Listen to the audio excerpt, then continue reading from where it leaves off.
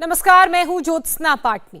8 लोगों को जिंदा जलाने के बाद बीरभूम में दहशत का माहौल है। जिस बोगतुई गांव में ऐसी जघन्य वारदात हुई, वहां सन्नाटा पसरा है। बोगतुई गांव में दर्जनों परिवार के जो लोग हैं, वो अपने घर को छोड़कर अब भाग गए हैं। कई घरों में ताला लगा हुआ है, कई लोग पलायन कर गए हैं। आज ममता बनर्जी भी बीरभूम के बोगतुई गांव पहुंच रही हैं और उससे पहले गांव में भारी सुरक्षा है। हाईकोर्ट के निर्देश पर हिंसा प्रभावित गांव में सीसीटीवी लगाने का काम शुरू हो गया है। सुरक्षा बलों की मौजूदगी में सीसीटीवी लगाए जा रहे हैं। दोपहर 2 बजे कलकत्ता हाईकोर्ट में बीरभूम की वारदात पर सुनवाई होगी, जिससे पहले ममता सरकार हाईकोर्ट में जांच की स्टेटस रिपोर्ट देगी। और बीरभूम के बोगतुई गांव से इस वक्त मेरे सहयोगी मनीष भट्टाचार्य हमारे साथ जुड़ चुके हैं।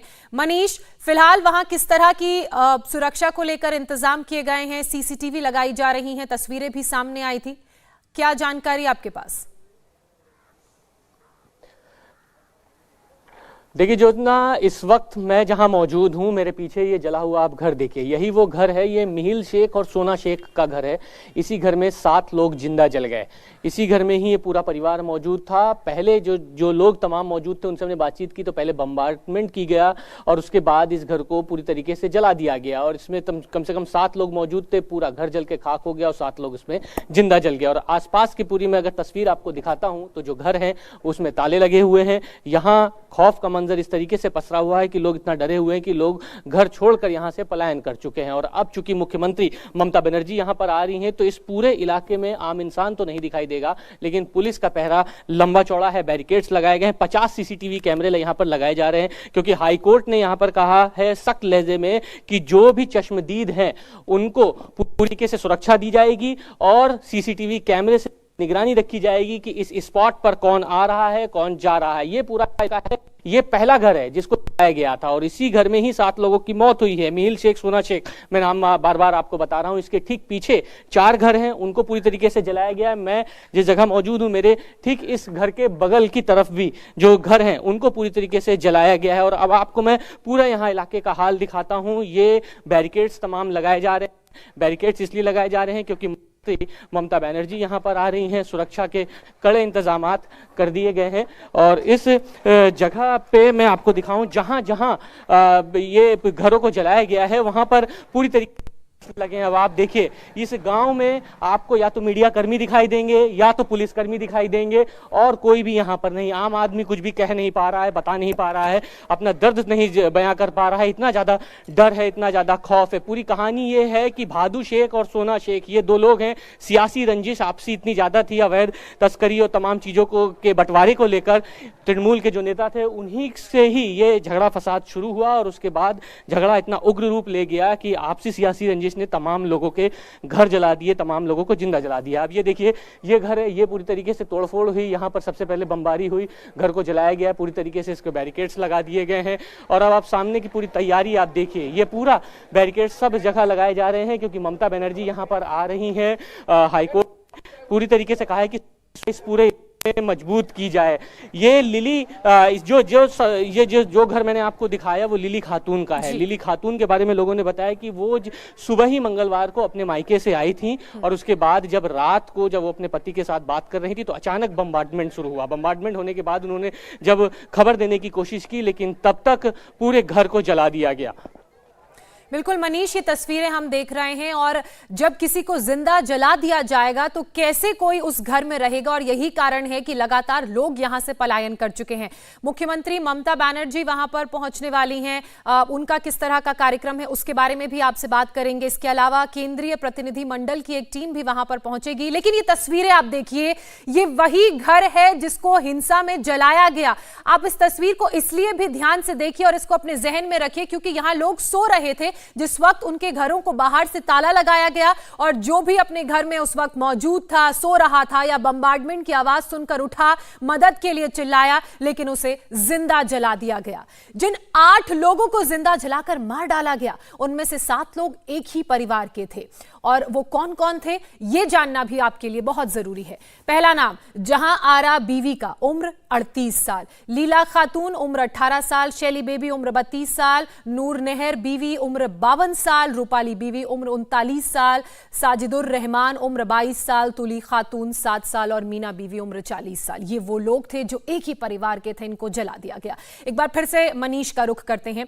मनीष, बात वही है, अगर इस तरह का भय का माहौल होगा, खौफ का माहौल होगा, आपको आपके घर के अंदर ही सुरक्षित महसूस नहीं होगा और जिंदा जला दिया जाएगा, तो पलायन के अलावा कोई रास्ता भी सामने नहीं है।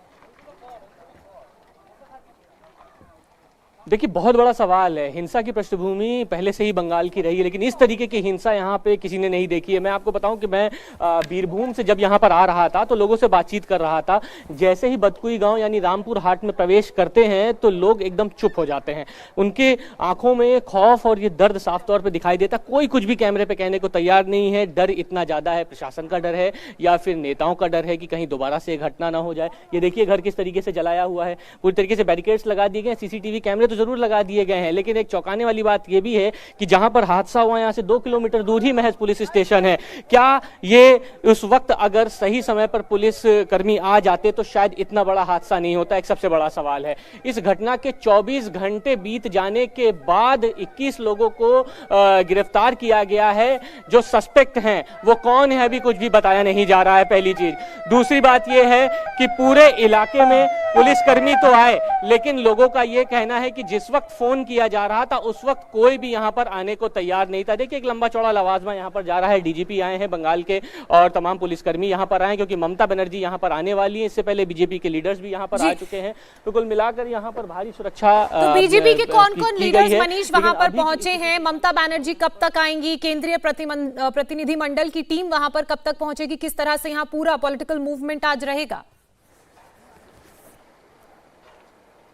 देखिए, बिल्कुल बीजेपी के फिलहाल शुभेंदु अधिकारी व तमाम नेता कल यहां पर आए थे और आज फिलहाल मुख्यमंत्री ममता बनर्जी लगभग 1 बजे तक यहां पर आएंगी और यह भी माना जा रहा है कि अधीर रंजन चौधरी भी यहां पर आएंगे। पूरे इलाके का मुआयना किया जा रहा है, सुरक्षा कर्मी यहां पर आ गए हैं। लेकिन हादसा होने के बाद जिस तरीके की तत्परता पुलिस दिखा रही है, सवाल ये है कि 2 किलोमीटर दूर अगर पुलिस चौकी है तो क्या ये तत्परता पहले नहीं दिखाई जा सकती थी? अगर ये तत्परता दिखाई जाती तो शायद इतना बड़ा हादसा नहीं होता। और यही वजह है कि लोग यहां से पलायन कर चुके हैं। जो लोग यहां पर हैं बड़ी मजबूरी में, क्योंकि उनके पशु या छोटी मोटी जो रोजगार की चीजें हैं यहां पर उस वजह से मजबूरी में है। लेकिन उनसे जो हम बात कर रहे हैं वो भी डर के मारे, दर्द से कह रहे हैं कि जो बम्बार्डमेंट हुआ, जिस तरीके से घरों को जिंदा जलते हुए हमने देखा है, ऐसा मंजर हमने कभी नहीं देखा बंगाल में। और अब हमें डर बहुत ज्यादा लग रहा है। हमें किसी तरीके से मजबूरीवश यहां पर रहना पड़ रहा है, लेकिन इस खौफ के साए में कब तक रहेंगे, कैसे रहेंगे, ये एक बहुत बड़ा सवाल है।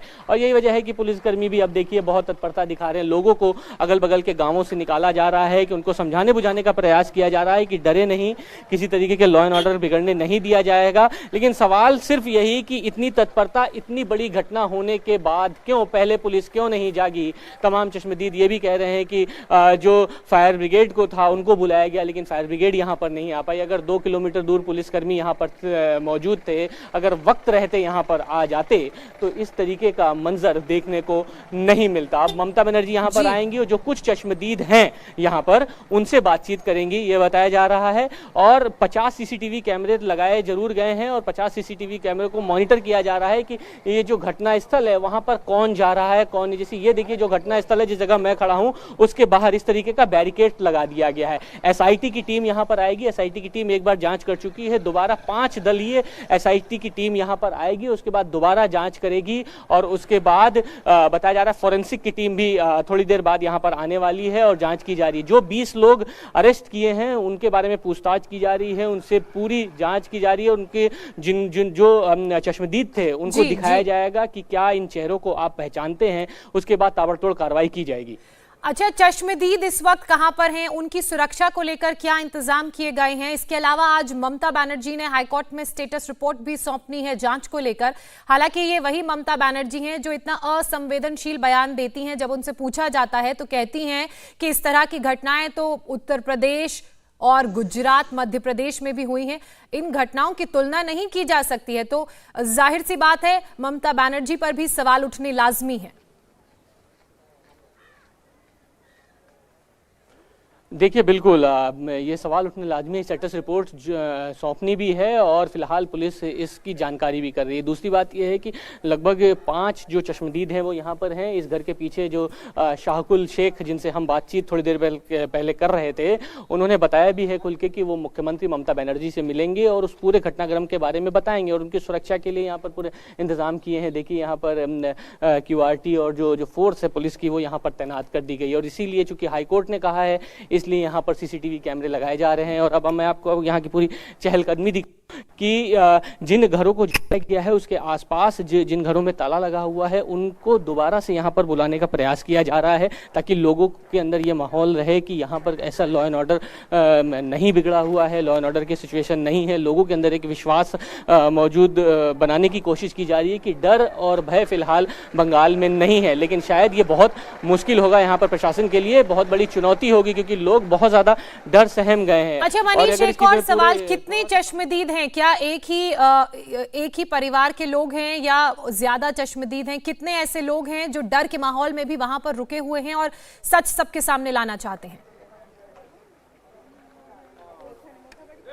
देखिए फिलहाल जिस जगह पर मैं अभी मौजूद यहाँ पर 4 चश्मदीद हैं। एक वो जो शाहदुल शेख जिनसे हमने बात की थी वो उसी जगह पर मौजूद हैं जिसके घर में 7 लोगों को जिंदा जलाया गया। उन्होंने अपनी आंखों से देखा है, उन्होंने हमें बताया है। वो हिंदी भले नहीं बोल पाते हों लेकिन बंगाली में वो बता रहे हैं उस रात का घटनाक्रम कि जिस वक्त वो घर में अपनी पत्नी के साथ मौजूद थे तो अचानक से बम यहाँ पर चलने लगे और वो रात उन पर कैसे बीती, उन्होंने अपने परिजनों को खोया। बहरहाल 4 चश्मदीद हैं जिनसे ममता बनर्जी मुलाकात करेंगी, वहां पूरे गांव का मुआयना करेंगी। इंडिया टीवी हर वक्त हर जगह डाउनलोड करने के लिए सर्च करें India TV news Google play store या ऐप स्टोर पर।